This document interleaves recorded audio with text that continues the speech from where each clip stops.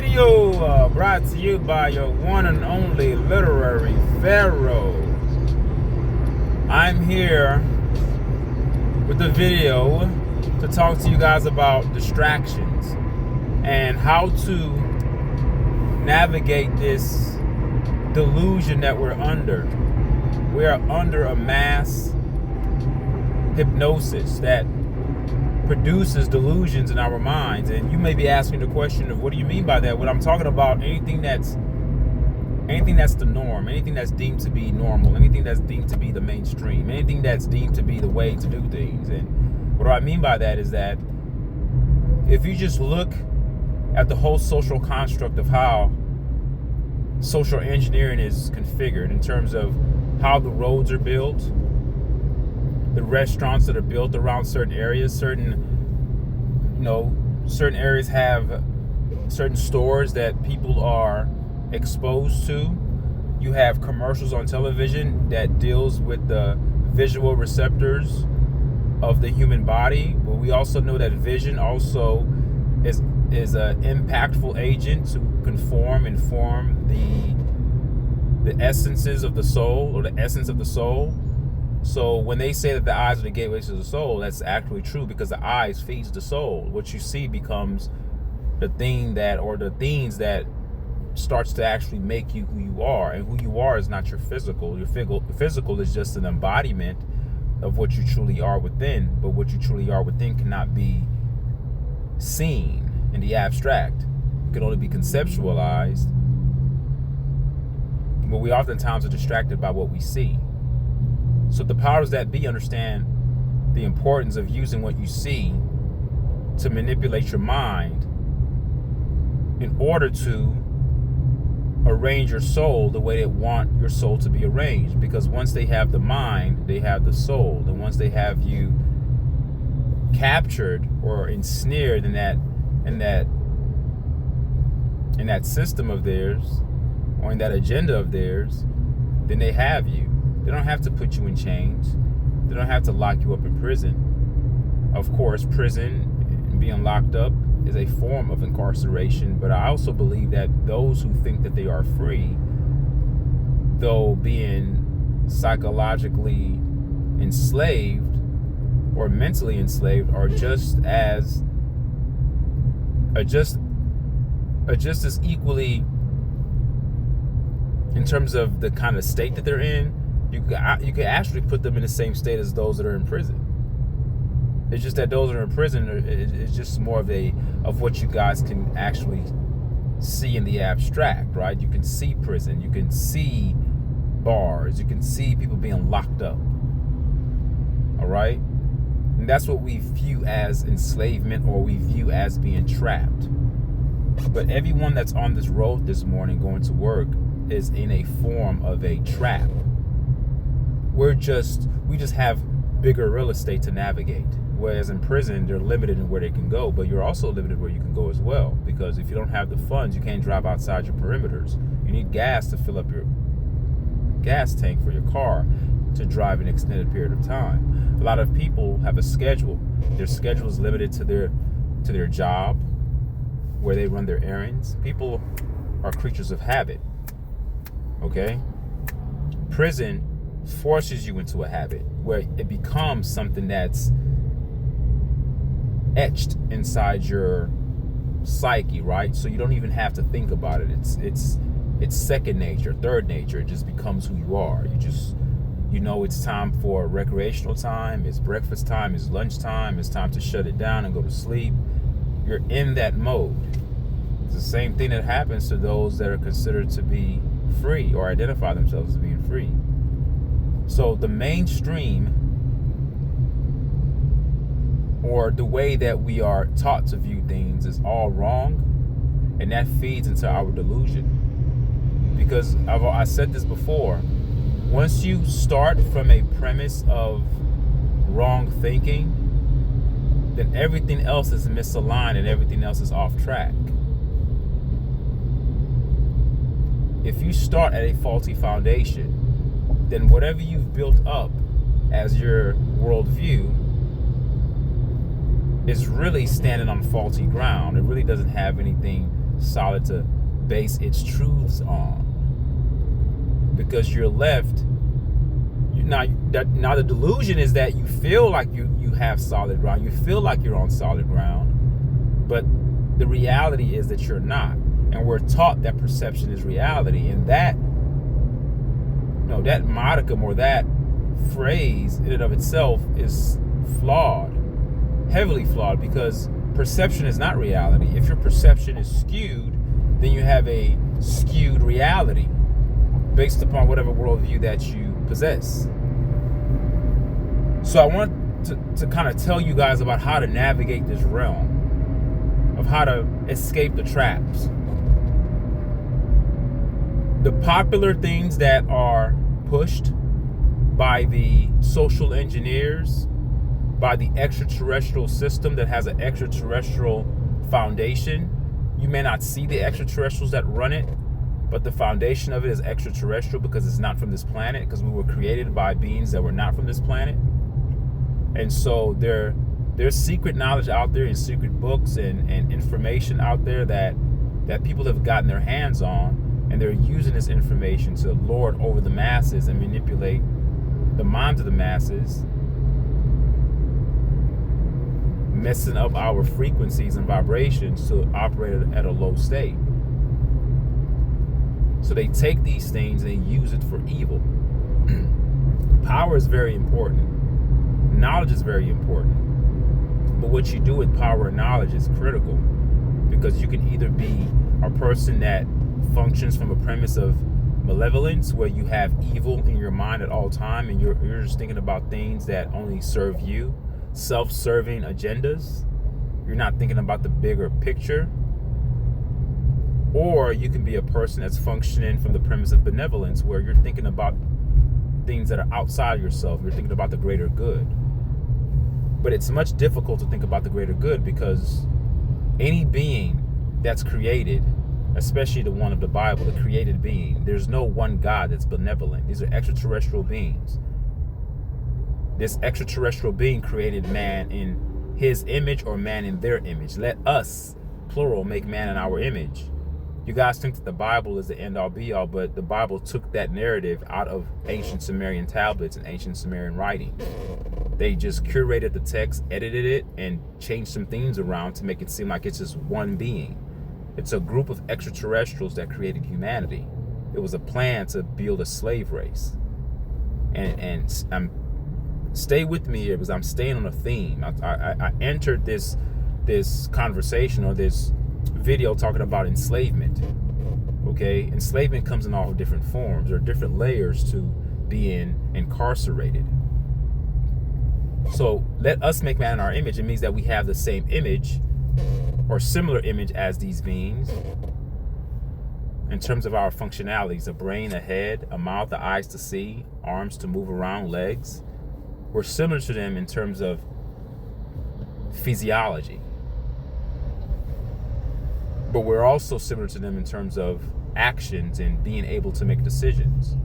See, these beings, or this being that you guys believe to be a God, this one God, if you read your Bible very carefully and you see the actions of this one God, you can see the duality in his behavior, where he can be influenced by his creation, where Moses talks to him and and this God allegedly changes his mind.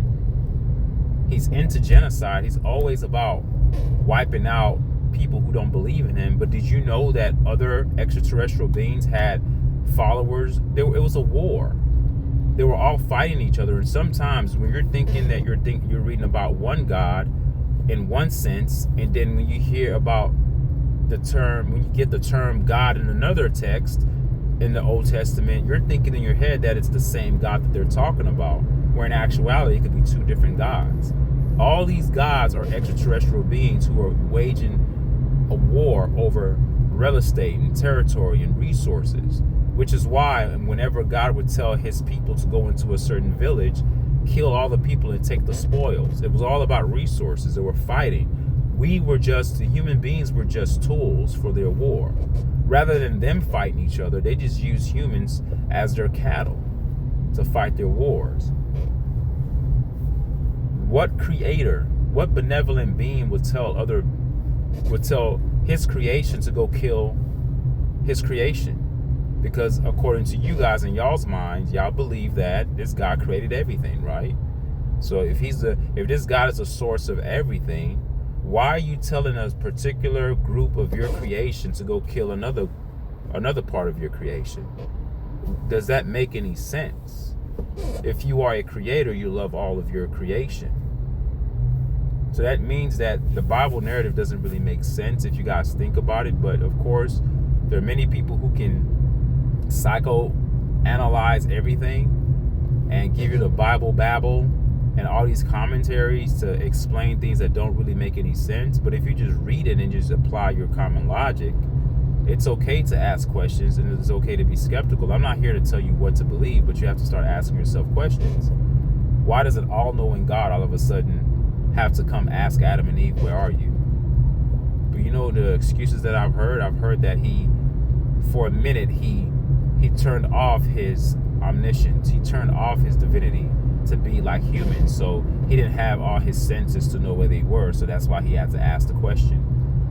My rebuttal or my response to that is that where does it say that in the text? It doesn't say that. We're making that up. We're giving this false God or this extraterrestrial being, which they all are in the Bible, we're giving this extraterrestrial being excuses to justify the inconsistencies of the narrative that's written in the Bible. It doesn't. If you're all-knowing, all-powerful, why the hell are you asking anybody where you should know where they're at?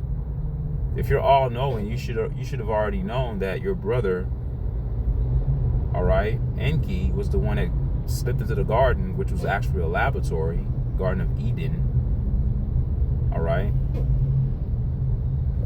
to give Adam and Eve the information that they needed to have to let them know that you're much more than just slave. You're much more than that. You're a divine, we're kin. We are related in a sense because that same divine spark that's in us, you guys have that as well. And our genetics were also tampered with to support us, to actually put us in a state where we would, it says this in the Sumerian tablet, this is not just me saying this, it says that we would rival that. Our attributes and our powers will rival that of our creators.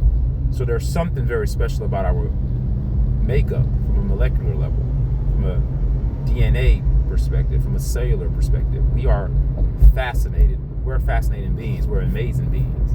But we can't see it because all of the distractions that we have in our lives pulls us away from our essence. And how is that done? It's done through social engineering. If you can keep human beings divided, then they're easily conquered. I know you guys have heard that saying before.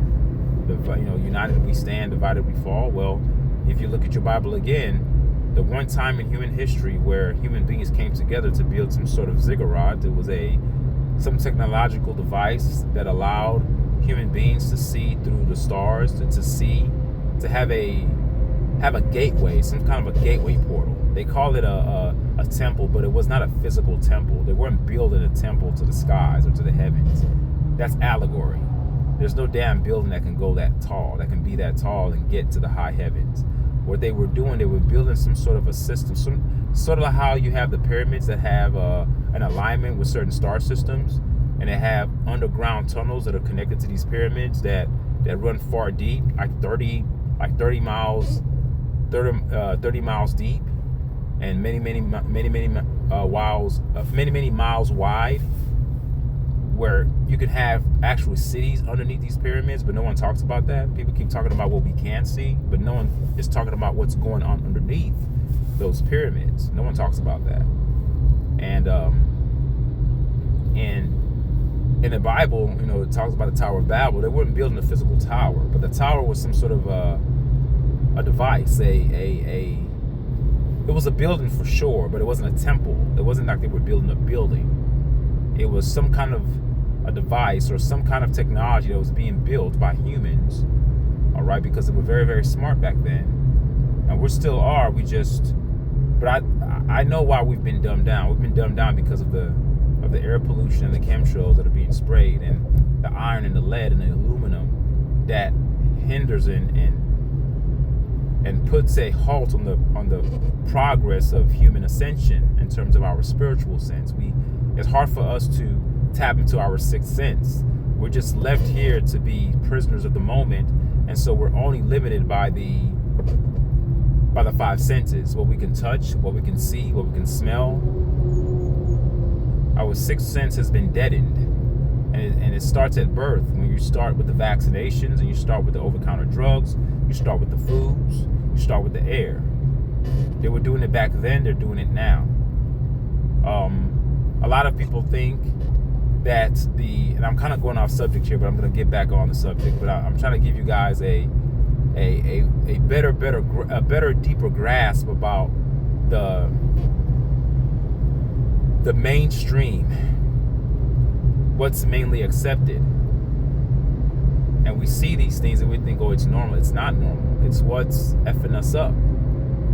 We are the harbingers of our own destruction. We put the poisons in our mouths to kill us. No one has to force us to put the poison in our mouths. We do it by the horrible food choices that we make, the alcohol that we drink, the junk foods that we eat, the horrible videos that we watch that corrupts our souls, that keeps us in a low vibrational state. The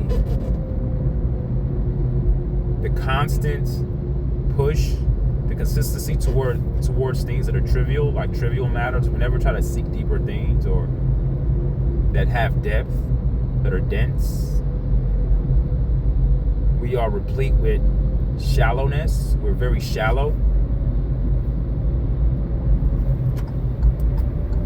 And we only care about things that we see, not things that we can't see. But that's a product of what's been done to us. We've been genetically modified, in a sense, to deaden our sixth sense.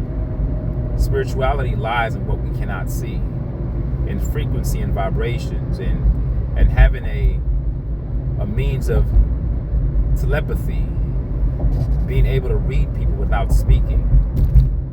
Where language now is a hindrance to spirituality because you have so many different languages, but thanks be to that God of the Bible that caused that. And it's not just him. It's not like one entity. It's a group of them. They had a plan. He says it in the Bible. I forgot the chapter. He says that's why God had to intervene and destroy the tower and confuse languages. But you guys believe it because human beings weren't worshiping him. So, I mean, really? What kind of creator, if you have the power to create, why are you threatened at all by your creation wanting to ascend? Oh, wanting to ascend is evil. Wanting to be smart is evil. Reading books that are outside the Bible is evil. Thinking for yourself is evil. Stay in a childlike state. Keep your mind in a childlike state. As a matter of fact, the Bible tells you not to lean to your own understanding. Think like a child. Be naive. Be naked. Don't be aware. Because being aware means that you're now aware that you're of your nakedness. Now you want to put on clothes to cover yourself. That's called decision making. That's being self-aware. Your God doesn't want you to be self-aware. They want you to be naked and exposed so they can control you. The minute you start to gain knowledge and gain information and you start making decisions based upon the information that you are receiving, you become a much wiser being. Does that mean that you're prone to not make errors or make mistakes? That doesn't mean that. But that's the first out of many steps to ascension. That you have to start somewhere, but you can't go anywhere if you stay in a state of ignorance. If you stay in a perpetual state of ignorance, you're not going anywhere. And that's what I see black people being, especially the ones that act like the N-word. I don't like the N-word.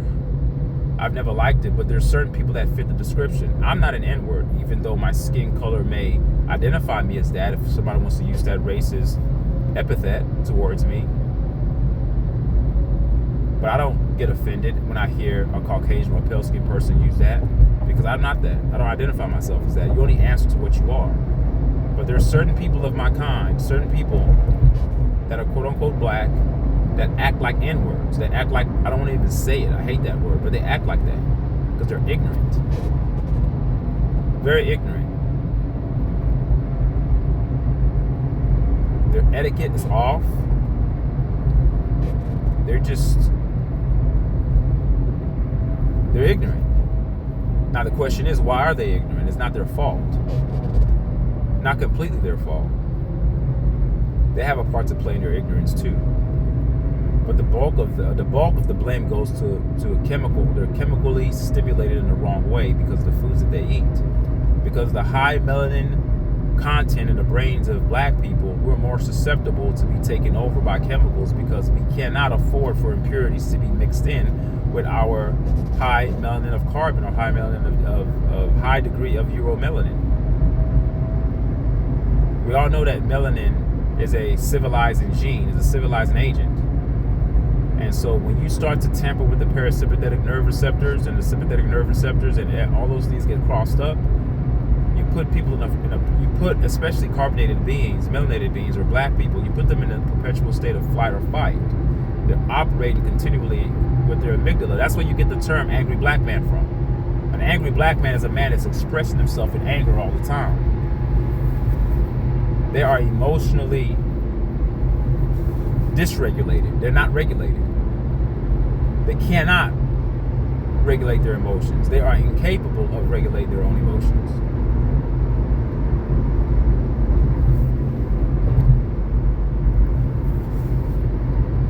It's because of the foods we eat, folks.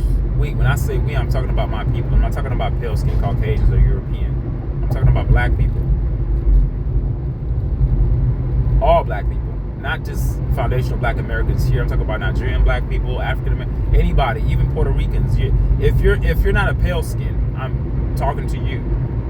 The reason why we operate and act the way we do in a negative light, I'm talking about the negative perspective of our actions and the things that we do,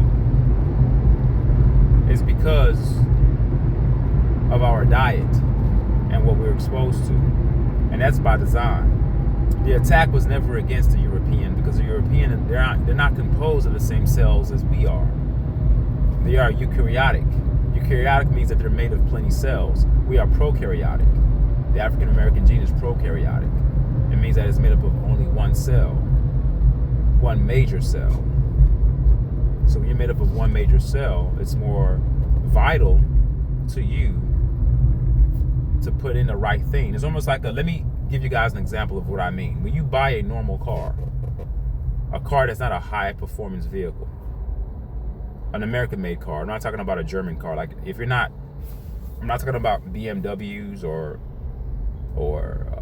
Audis, Mercedes Benz. I'm not talking about those kind of cars. There are certain cars that require a certain amount of fuel, a certain kind of fuel. They require premium. Well, it's because that car is made specially for that type of gas to go into it. It's a premium car. It's a high-performance vehicle. Black people are high-performance beings. We have the Anunnaki DNA etched in our DNA. It's in us. We have a divine spark, which is why, just look at the evidence. You're talking about superhuman strength, superhuman speed, superhuman above normal alignment with frequency and vibration in terms of dancing. Have you seen what the things that black people can do in terms of their dancing and their singing and their running, their athleticism? Why do you think most of us dominate those fields? I'm not saying that pale-skinned people can't do those things, but that's the outlier. It's very rare that you find a freakishly athletic pale-skinned person.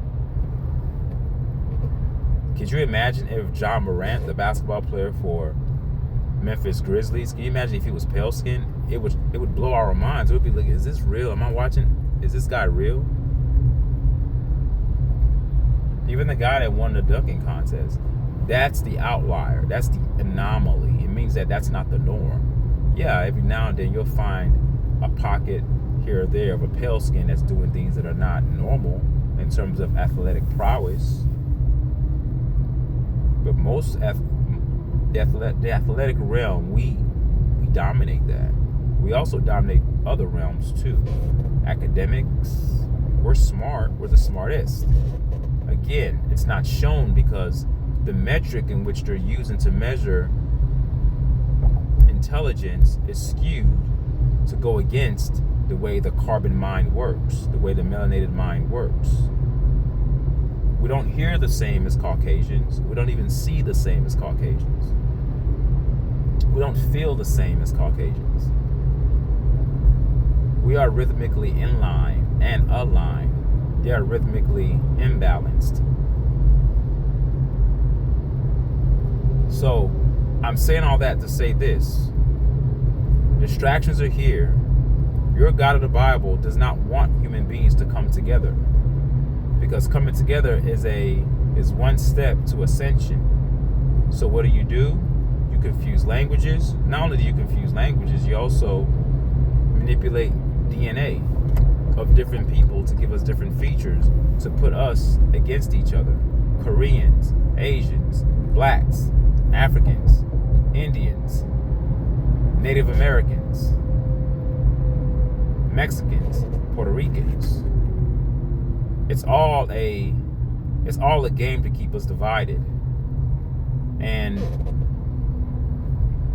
the genetic change that was done is not something that's done overnight. When you read your Bible, it makes it seem like this God just waved a magic wand and it happened. This took time. This took effort. This took patience. Their star system is different from ours. When I say their star system, I'm talking about these Anunnaki beings, these Anunnaki beings that come from the planet Nibiru or planet X. 1 year on 36,000 years or 3,600 years is equivalent to 1 year in their star system. Okay? So when you hear the saying that 1 day is like 1,000 years with the Lord or something like that in the Bible, well, they're referencing the contrast between the realm of Nibiru that's from a different star system, and they're giving you a comparison, some sort of a comparison or an analysis of the difference between two realms. So 1 day with the Lord, i.e. the Lord, 1 day Nibiru is like 1,000 years. 1 year is like 3,600 years. So there's a drastic difference in how the atmospheric levels and how time operates here in this third dimensional realm, Earth, versus their star system. But this God was threatened by what we can do. You don't think that the controllers are also operating underneath that same theme of control? Certain people have power on this planet, and they hoard the information to themselves. They hoard the resources. And I truly believe that these Anunnaki beings have just abandoned planet Earth. And they're just watching from afar to see how stupid we are, and watching to see when will these people wake the F up. But there's certain people, certain families that have been left here, all right, through collusion, through collaboration with these extraterrestrial beings. And these families are pale-skinned. There's 13 families that run everything. They run corporations. They're the money printers. They're the ones that dictate policy. Policy isn't dictated by Congress or the legislative branch or the executive branch, the judicial branch. All those things are just proxy, false symbols of democracy that gives people the illusion that somehow, some way, that the government has the means to impart certain or enact certain laws and put them in place to benefit humanity. It doesn't work that way. If it doesn't benefit the controllers, then it's not going to happen. Or if it does benefit the controllers, they can do it in a way, they can paint the picture in a way where they can give off the information to the masses and paint the picture as something that's going to be beneficial for humanity, where in actuality, there's no law, there's no enactment, There's no legislation that's put forth that benefits humanity primarily. It's always to benefit the money changers, the money printers, those who own the banks, those who own countries, those who hoard the resources. And the web runs deep. It's too complex for me to break down. But just do know it's not a handful of people that run the world. There are a handful of groups of people that run the world. And they're all in some sort of special club, and they're all winning, and we're all losing. Fairness is gone. The reason why capitalism works so well, because you have to capitalize off of the demise of somebody else. Capitalism is a necessary is a necessary act, or a necessary thing that's put forth to prey on those who are vulnerable, so you capitalize off of people's weaknesses. You capitalize off of people's dread. You capitalize off of people's ignorance. You monopolize off of people's dissonance, people who aren't involved wholeheartedly for a better outcome. And we all are, we're all, you could indict us as being that way. We're all to blame for that. None of us are immune from that label. We've all, in a way, just given up and just said this is the way the world is, and we concede or acquiesce to whatever is provided to us without questioning, without skepticism. Why do we have to pay for water? Why do we have to pay for gas? There's abundant amount of resources on this planet. All those things should be given. It should be a God-given right from the Creator of all, not the God of the Bible. It should be a God-given right. There shouldn't be a monopoly on resources, and then the perception of scarcity is provided to us, so we can perceive that these things are scarce. So you got to work hard for it and pay for it, and they end up putting a price tag on these things, saying that the reason why we have to mark up this product is because it's not that much in the world, because we got to make you guys pay for water. How is water like 80%, 60 to 80% of the planet is water? How the F is water something that we pay for?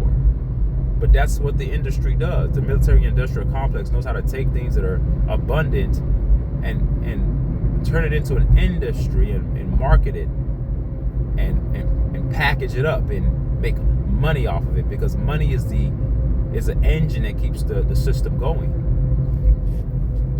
And whenever you read any news clippings that talks about Trump is going to do this, or Trump is trying to do this, it's not Trump that's doing that. Trump has no power. He's just a puppet.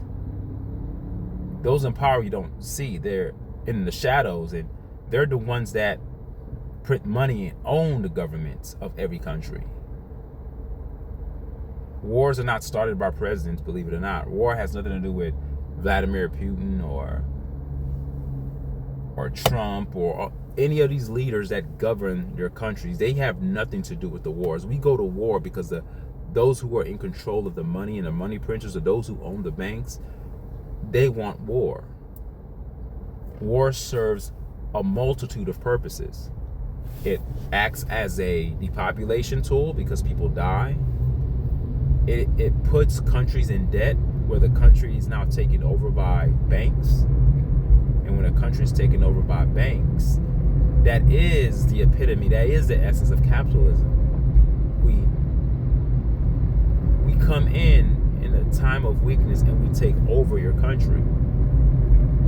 We know you don't have the funds to go to war, but we'll give you a loan. Take as much money out that you need to get your guns, to get your weapons, to get your tanks, to get your uniform, everything that you need. We'll provide you the income to do so. But after the war, you owe us. That in and of itself, as simple as that sounds, that's exactly what the Anunnaki beings are doing to us. But that's their blueprint. I don't think that they're here. That's just my personal opinion. I don't have any evidence to prove that. But I don't think they're involved with humanity the way they were in the past. The planet isn't being terraformed. But what is happening is that the planet is being polluted, but not just pollution of our atmosphere, but pollution of those who inhabit the planet. Because think about it this way. There's a book that I read a while back. It talked about how the human body internally, the way it works, the way it functions, is very similar to how the cosmos functions. It talks about how planetary systems are equivalent to the systems that we have in our bodies. I truly believe that when you harm the ecosystem, when you harm the earth, when you harm Earth, which is omnicide, killing your environment, when you're harming Earth, you're harming the inhabitants of the ecosystem. But the indigenous inhabitants of the ecosystem are those that are functioning with a high grade of uromelanin. When I say uromelanin, I talked about this in the lectures on my channel. Uromelanin is the most richest form of melanin. We all have melanin. Even the pale skin has a degree of melanin. I'm not talking about that type of melanin. I'm talking about I'm not talking about pheomelanin. pH, pheo. I'm not talking about that. That's the skin type. I'm talking about uromelanin, the liquid form of melanin that's in the brain, that's close to the pineal gland. It's in the third ventricle. It's between the third, fourth ventricle of the brain. That melanin in and of itself is what causes us to be connected to the cosmos. Cosmology, all right, and the brain, they work hand in hand. So when the ecosystem is being impacted in a negative way, it also impacts those who inhabit it. Not everything, but especially those that are made for this atmospheric level. So we are underneath a war, not with guns and bombs, but with chemicals, but we don't see it. It's the blind war. It's with the vaccines, it's with the chemtrails that are spraying in the air, geoengineering, manipulating weather. That's also part of it, but it's not mainly to manipulate weather. You have the electromagnetification of the entire planet. Since 1918, the world has been electromagnetified. What do I mean by that? Well, look everywhere. You have wiring everywhere. You have radio wave frequencies that are being transmitted everywhere. Whether it's ionized radiation or non-ionized radiation, it's all radiation. All radiation is not good, but it's subtle. They tell you that you got to get it in deadly dosages, but what about if you live underneath this type of radiation over time? It becomes deadly, doesn't it? Don't you have to drink a certain amount of poison to die? Like if somebody drank a full cup of poison and it kills them, that's understandable because you drank a full cup of poison. But if you took a sip of the poison, you may not die, but that sip of that poison will have an impact on your body. But let's take it a step further. If you continue to take a little sip of that poison every day, you're slowly killing yourself. You don't die instantly, but you do die. That's what's happening to us. It's a slow death. It doesn't have to happen quickly. And that's why lifespans are shortened. The fusion of our telomere capsules, it talks about this in the Sumerian tablets. The Bible doesn't talk about this. When it talks about the lifespan of man is shortened, but you just don't. It's not a magic wand that the God waves to shorten man's lifespan. Everything is genetic modification or genetic tampering. That's what it's all about. It's a genetic. Even the book of Genesis is a book about genetics, Gen-Isis, generation of Isis, the genetics of Isis. Isis being the first extraterrestrial woman to give birth to Adamu.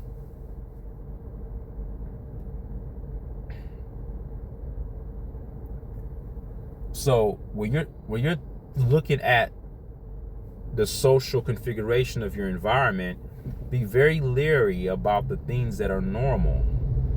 If you see a bunch of McDonald's everywhere, don't eat there. If you see, whatever you see the most, avoid. If you're hearing news about negativity all the time, avoid. If you see a bunch of people always eating junk food, avoid.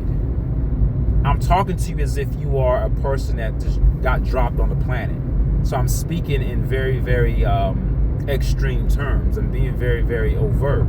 Because I know you guys understand what I'm talking about, but I'm talking to you as if you've never been on planet Earth. So if you see a bunch of McDonald's restaurants, those are the places you don't eat at. A bunch of Wendy's, things that are mass produced, stay away from those things. Things that don't die quickly, don't eat those things. Stay away from plastics, because they carry a bunch of harmful chemicals on the plastics. Eat things that are produced from microbiome, that come from the soil. Be very leery about things that taste too good, that taste too sweet. It's usually too good to be true. There's nothing that should, there's no food that should cause you to be addicted. If a food is addictive, then it has a drug in it that's causing that addiction. If you're feeling sad and you feel like you need to eat a particular type of food because they call it mood food, that mood food is not good for you, because it shouldn't be. Food should not be used as a means to regulate your emotions. What should be used to regulate emotions is deep breathing, exercise, doing the things that are unpopular. Remember, I started the video by talking about things that are easily accepted as truth, so it skews your perception. The girl who was attractive ran into some hard times in life, because life happens to all of us. Had some bad breakups. Now she's feeling lonely. She was very, very attractive, sexy, nice body in her younger years. As she starts to get older, she starts to lean on food as a substitute for the void that she has. So food becomes her confidant. Food becomes her boyfriend. She has an intimate relationship with food. What happens over time, that young melanated queen becomes an obese woman. Does she know she's obese? Of course she knows it. But she's too addicted to the foods to turn around. So when she looks at pictures of her old self, she's constantly reminded of what she once was. And then when she's constantly reminded of what she once was, it further puts her in a state of depression, because the reality of her current state is something that she cannot bear. So what she does, she increases her state of hopelessness, and she continues to use the food as the substitute, because every time she's emotionally distressed, her best friend's right there. Haagen-Dazs ice cream. She can eat that and feel good. Why do I say that? Why did I go off and start talking about that? That's analogous to the human experience. That's what we've become. That's what they've wired us to become. Our people, the way we eat, the way we sleep, everything that we do is predicated off of chemical imbalances. And it's all also predicated off of us being emotionally distressed by the system that we're under. Going to work every day, paying bills, that's stressful. I'm not here saying that I'm better than thou, that I've overcome it. I deal with those things too. But I can be honest and be transparent and tell you guys that you can overcome those obstacles if you're intentional about the way you live, and you have to start doing things day by day, taking it one day at a time. You know?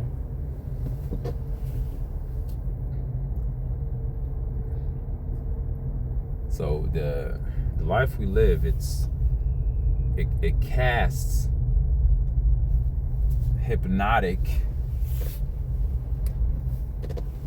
elements that we are hit with daily, that forms a psychosis within our psyche, which also perpetuates this false perception that we hold. And the false perceptions then feeds into our skewed worldview. And once you have a skewed worldview, you operate in a way that's not aligned to truth. And being aligned to truth is being aligned to your biochemistry. What do I mean by biochemistry? I mean your body. Your body is the indicator of truth. If you're sick, you're not living in truth. All right, it means that there's an imbalance in your body, and your body is trying to balance itself out. So you're going to feel weak. The body has to weaken you to stop you in your tracks, to recalibrate you. When a car has a problem, does the car keep driving? No. The car, you have to stop the car voluntarily, take it to a mechanic, and your car stops. It's put up on a lift, and the mechanics have to go underneath there and fix it. But that car is not moving. It's not functioning at that time. That car has been stripped of its purpose, which is to help people commute in a faster and more efficient way to where they're going, getting from point A to point B. But for that moment in time, that car is not functioning.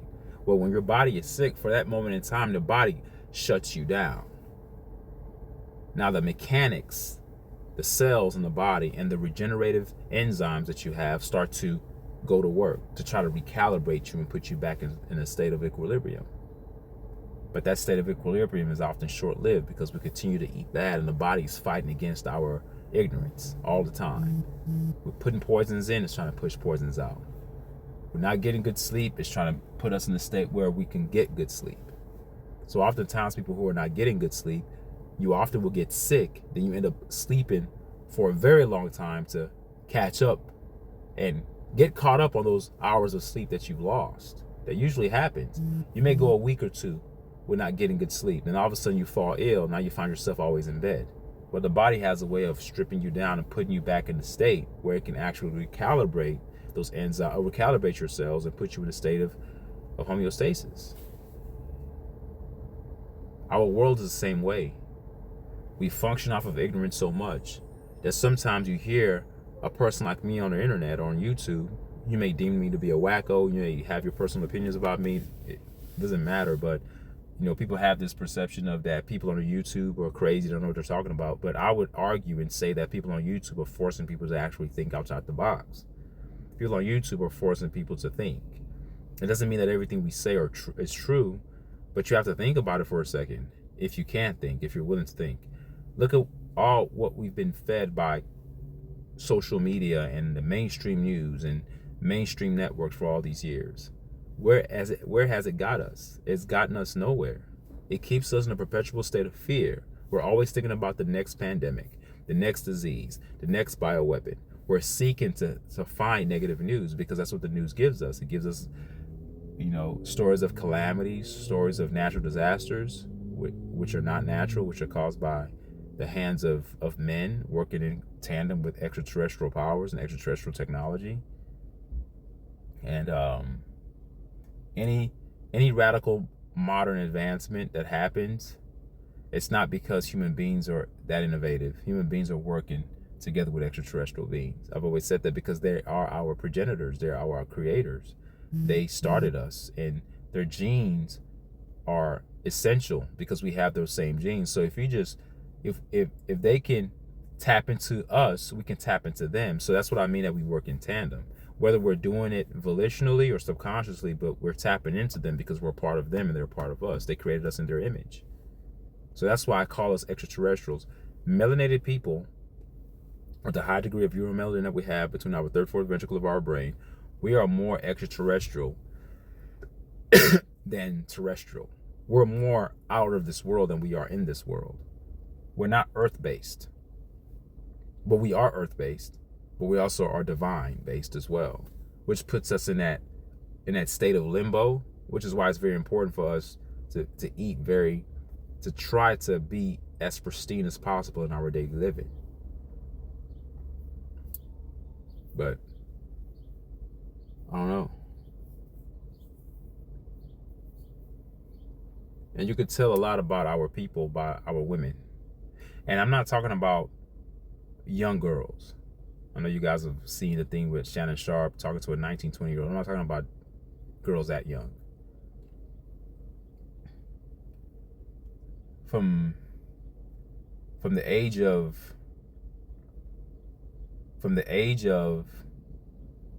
28 and up. From the age of 28 and 45, I would say that. Let's say that.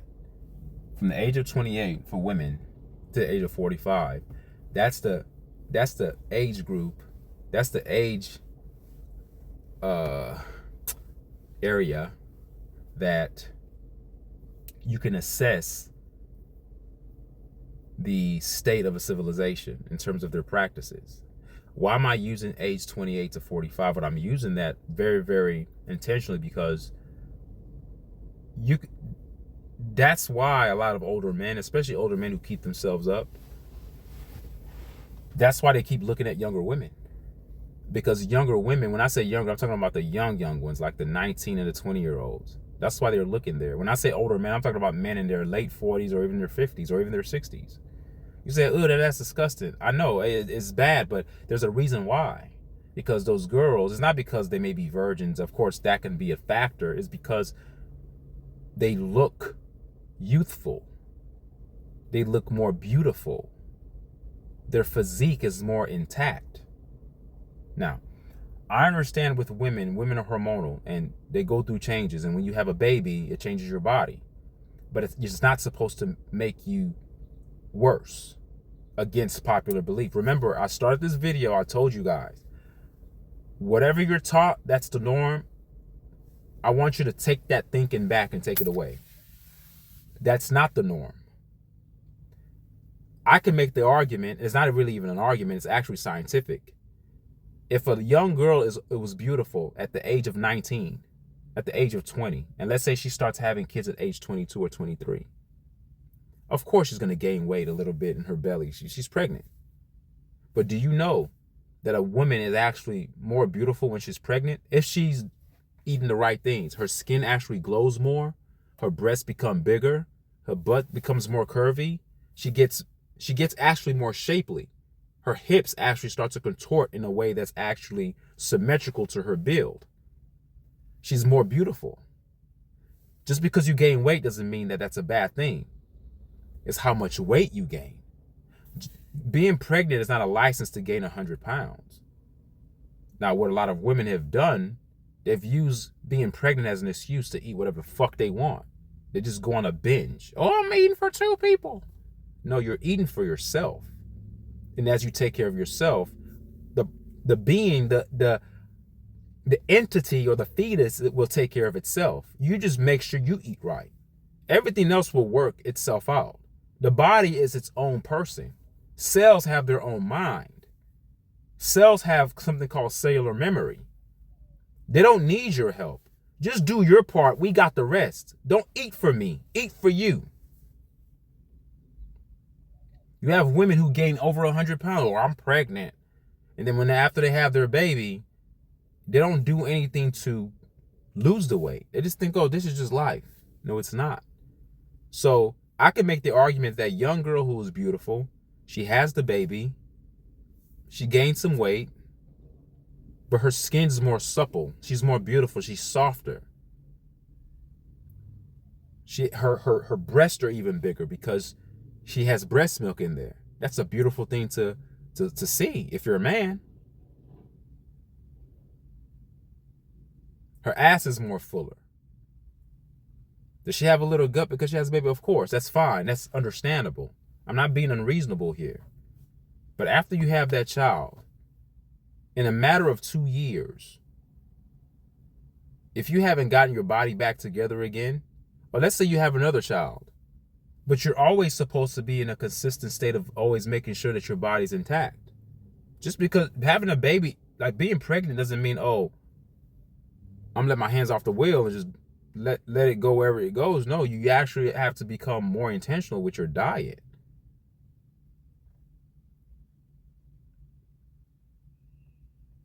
Continue to work out. Continue to do the things you did to keep you that way.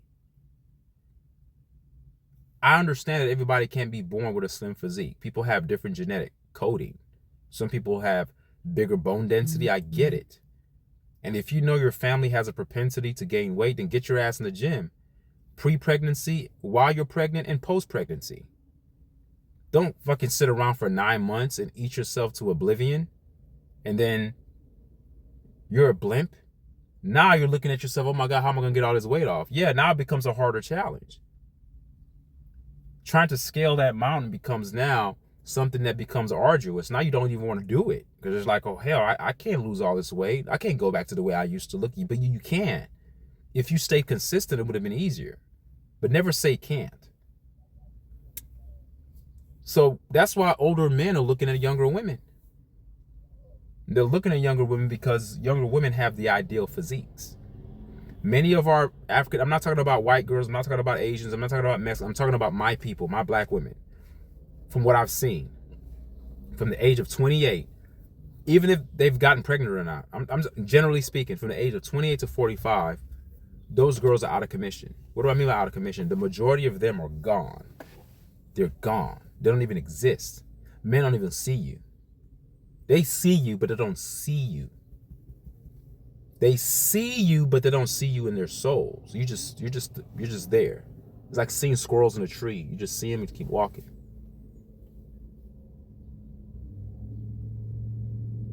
Black women are the most beautiful women in the world. We once were. If you can't make a man do a double take, then there's something wrong. No one cares about your character. No one cares that you know how to cook. That's great. But before they even get to know that part of you, they have to see you first. And if what they see is not appealing to the eye, and I'm not saying that you have to go to the extreme and be a fitness model and be a super, no. I'm just talking about taking care of yourself. It shows. You can tell when a woman takes care of themselves. You could tell a woman that takes care of themselves, that pays attention to detail, even the way they do their makeup, which I'm not a big component. I'm not a big proponent of makeup anyway, but women who take the time to put on makeup, that's attention to detail. Do you put that same effort into your physique? Makeup can only take you so far, ladies and gentlemen. It's makeup. It's made up. You're made up. You're made up. You're not up. You're using something as an accentuating agent to put you in a state that you're not in. It's fake. It's like putting on a mask. Our black women are naturally beautiful because we emit natural oils from our skin. Our skin glows. We don't crack very easily because our skin has a bunch of water in it. We have more hydrogen in our cellular makeup.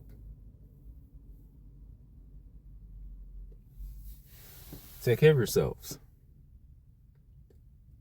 And I know this podcast has gone all over the place, but I started off talking about not being deceived, but that deception runs deep into even the way our women look.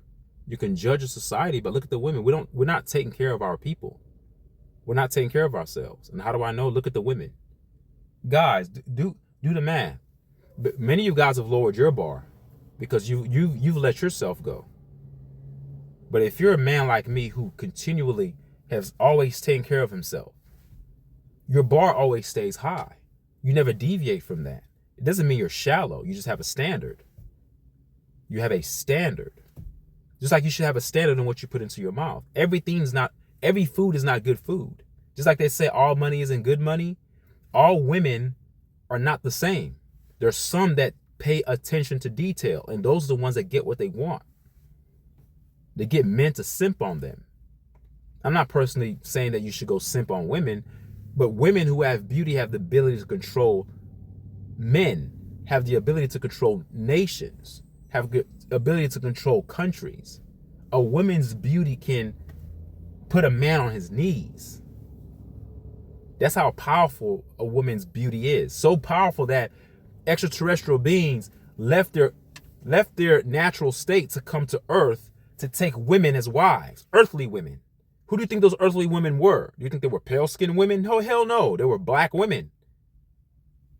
I keep saying that black women are the most beautiful men on the planet. But currently, as we speak, they're not. They're not. They're the most overweight women in the world. They carry more illnesses than all the other women in the world.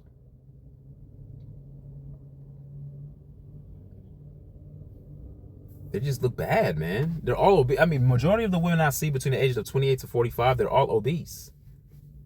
And I see more of their counterparts in terms of other races of women that are doing more things to stay in shape. Yes, I understand that the bone density of other races are much smaller than the bone density of African American women, but that's actually a disadvantage to have smaller bone density. It just means that the thickness and the curvature of black women is much better, which is why a lot of black women were known to have big butts and big hips and stuff like that. And that's why a lot of white women would actually try to get fillers, or get butt implants. They wanted to look like us or get lip fillers. Because their lips were like this. Hey, Granny. Hey, how you doing? They had no lips. Our black women have lips. Okay? We have everything that we need genetically and physiologically. Our phenotype is beautiful. But we have fed, pun intended, into the European system. And if you look at my channel, I gave a post about the Caucasian diet, of how they think breakfast is. They think that eating the fetus of a chicken is nutritious. They think that, eating seeds and putting sugar on it and putting cow's milk in it is nutritious. That's the furthest thing from the truth. Like, their diet is psychotic. We are underneath a psychotic culture, which is why the melanated man is psychotic, which is why the melanated being can't function underneath this ecosystem. We were once farmers. When I say we, I'm talking about the Niji. When I say we, I'm kind of lumping ourselves. I'm Nigerian, so I can't really consider myself Niji because my mom and dad are both from Nigeria. But I'm talking about the foundational black people who were here, the copper-colored people, the copper-colored Negroes that were here when Columbus came to America, when he allegedly discovered America. But how can you discover a place that already has civilization there? Thousands of years before you even existed. But he discovered America. America used to be called Turtle Island. It was an island, rich in resources. These people were farmers, apex farmers. And that's what they ate. And that's why they were stronger. They were smarter back then. We've become dumbed down. We've become the N-word.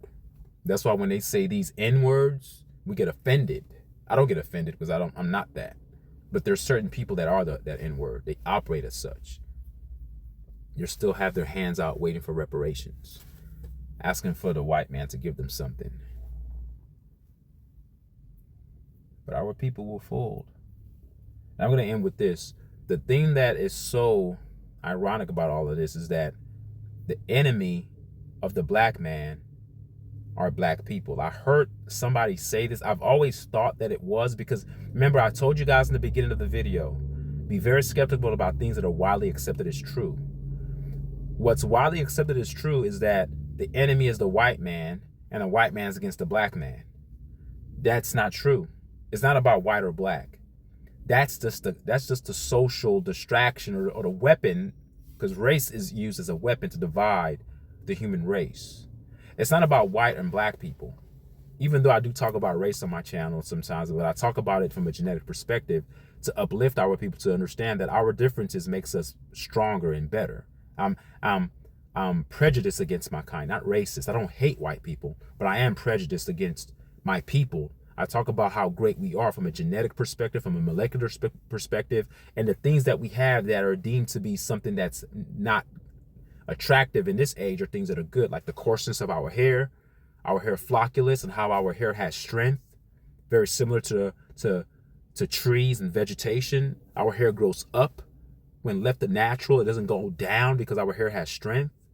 Our uromelanin, all those things that I talk about that are meant intentionally to uplift us are done because I love my people, not because I hate white people.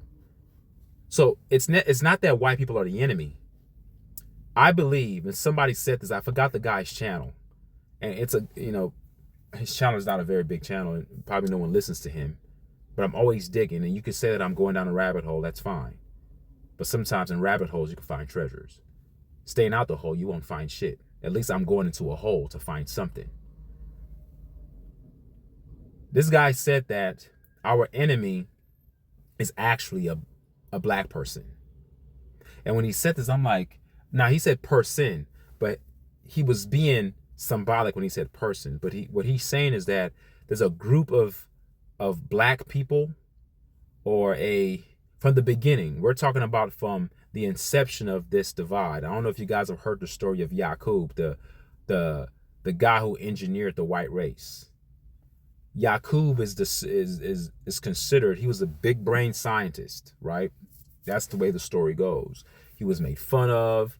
his history, his family history is weird. And there's a lot of infighting that happened, and even how he was born and how he was neglected and how he was raised by his uncle and things of that nature. He literally single-handedly, because he was so smart, because he does have Anunnaki genetics in him, and he had a huge brain, he was able to genetically modify the black gene and create the pale skin race, the European. That's why people say that the European gene is about 4,000 to 6,000 years old. It's very young, which is ironic because if you read the Bible, the creation of man is considered to be 6,000 years ago, which is weird because it aligns with the creation of the pale skin race. So I'm saying that because your Bible is actually a European book, which is why your Savior is deemed to be a European, or he looks European. He doesn't look like you or I, even though they do give this European Jesus, some African American qualities, hair like a wool. Okay, that's great. But do we see any art depictions that depicts a Jesus with having dreadlocks or anything like that? No.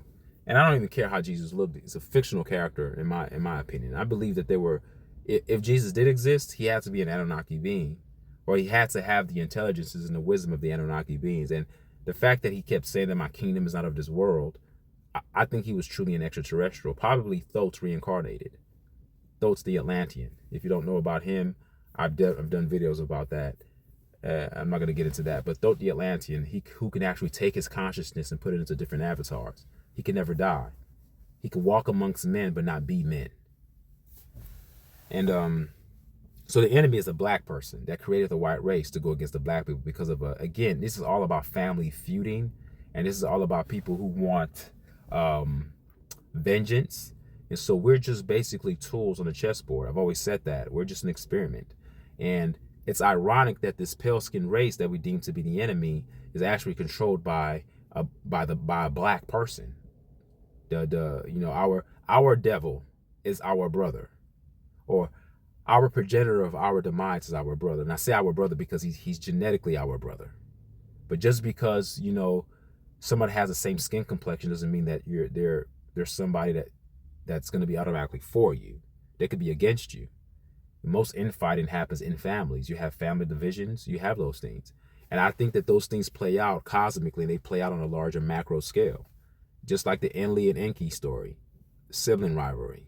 But we happen to be the pieces that they're using to play out their sibling rivalry. Yakub, this crazy scientist with the big double head, with the big ass brain that says, okay, these black people that cause all my problems, I'm going to create a race that's going to dominate them. And he succeeded.